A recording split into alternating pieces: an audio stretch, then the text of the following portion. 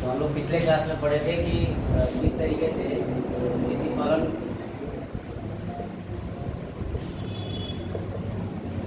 के संपत्ति की जाए, यही पढ़े थे ना।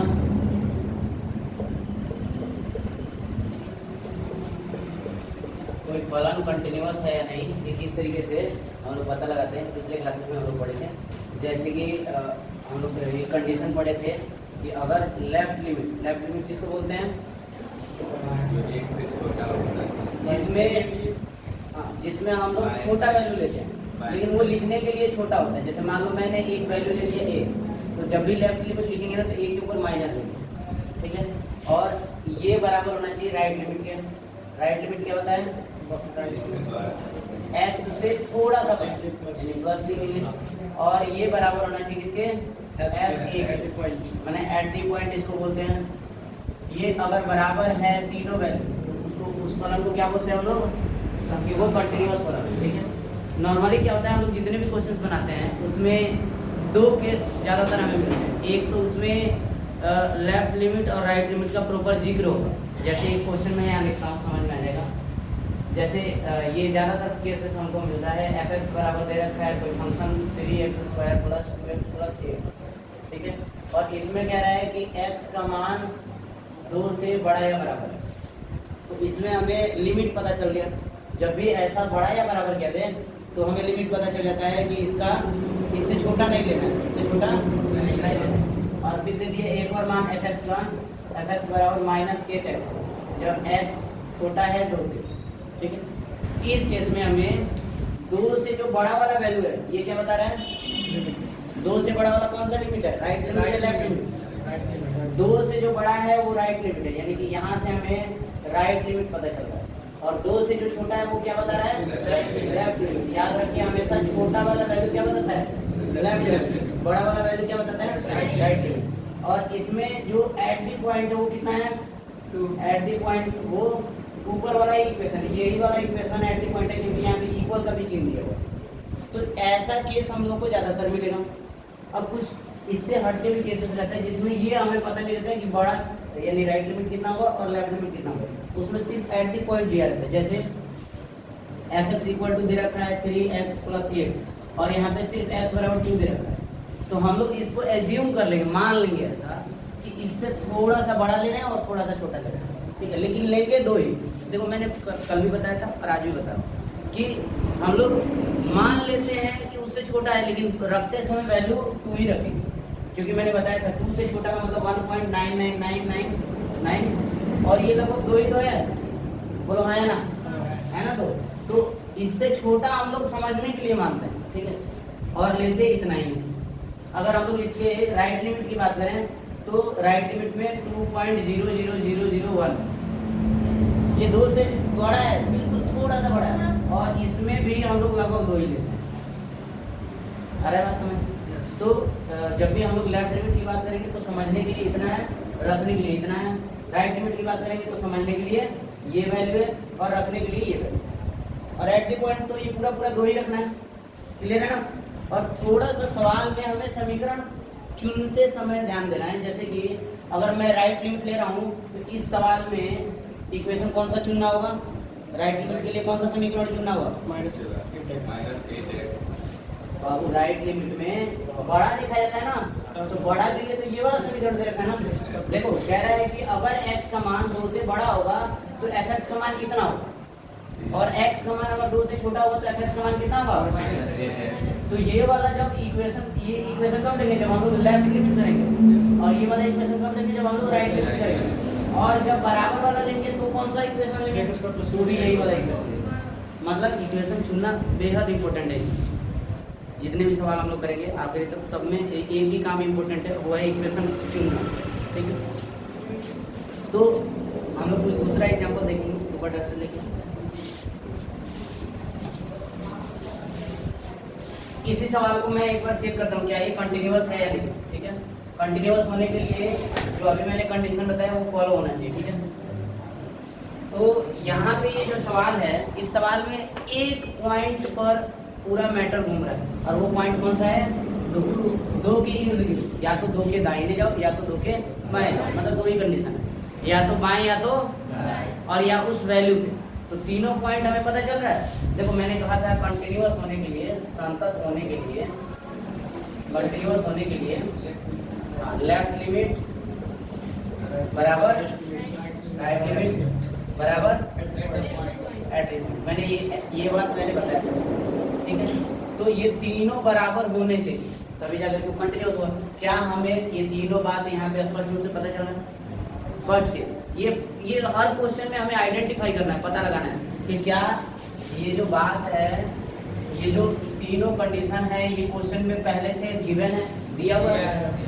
इस सवाल में दिया हुआ है क्या? दिया है। देखो यहाँ पे दिया हुआ है राइट लिमिट है, ये लेफ्ट लिमिट है और यहाँ पे ये एट दी पॉइंट है।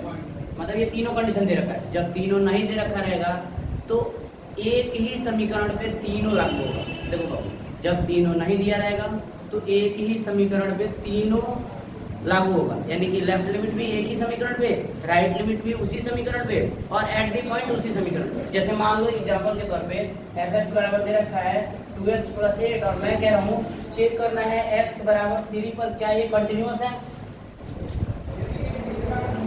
चेक करना है कि क्या ये कंटिन्यूअस है। तो अब इस केस में हमें क्या करना है, क्योंकि यहाँ पे लेफ्ट लिमिट राइट लिमिट कुछ भी लिख रखा है क्या, अलग से कुछ भी नहीं दिया है। इसमें हम लोग इसी पॉइंट पे इसी इक्वेशन से लेफ्ट लिमिट भी निकालेंगे, राइट लिमिट भी निकालेंगे, एट पॉइंट भी निकालेंगे। अरे बात समझे। तो दो स्पेसिफिक क्वेश्चंस मिलने वाले हैं, दो क्वेश्चंस स्पेशली मिलने वाले हैं। एक क्वेश्चन जिसमें ये तीनों क्लियरली मेंशन रहेगा, मैंने स्पष्ट रूप से दिया रहेगा, और एक केस जिसमें ये दिया नहीं रहेगा, मेंशन नहीं किया रहेगा। तो जब मेंशन नहीं किया रहेगा तो हम लोग क्या करेंगे, एक ही इक्वेशन पे तीनों निकालेंगे, एक ही इक्वेशन पे तीनों निकालेंगे। और जब मेंशन किया रहेगा तो सेपरेट इक्वेशन लेंगे। इक्वेशन चुनना सबसे इंपॉर्टेंट काम है। ऐसा साइन रहे तो ये राइट लिमिट बताता है और ऐसा साइन रहे तो ये लेफ्ट लिमिट बताता है, याद रहेगा बात। और अगर इसमें इक्वल का साइन रहे तो यही वाला एट द पॉइंट होगा। अगर मान लो इसमें नहीं है, इसमें इक्वल का साइन है तो ये वाला इक्वेशन क्या हो जाएगा, एट द पॉइंट हो जाएगा। ठीक है, हम लोग इस सवाल को सॉल्व करते हैं और एक बार चेक करते हैं क्या ये कंटीन्यूअस है या नहीं। तो हम लोग ये तीनों केस निकालेंगे, पहले लेफ्ट लिमिट निकालेंगे, फिर राइट लिमिट और फिर एट द पॉइंट निकालेंगे। तीनों बराबर होना चाहिए, अगर कोई एक बराबर नहीं है तो वो कंटीन्यूअस नहीं है।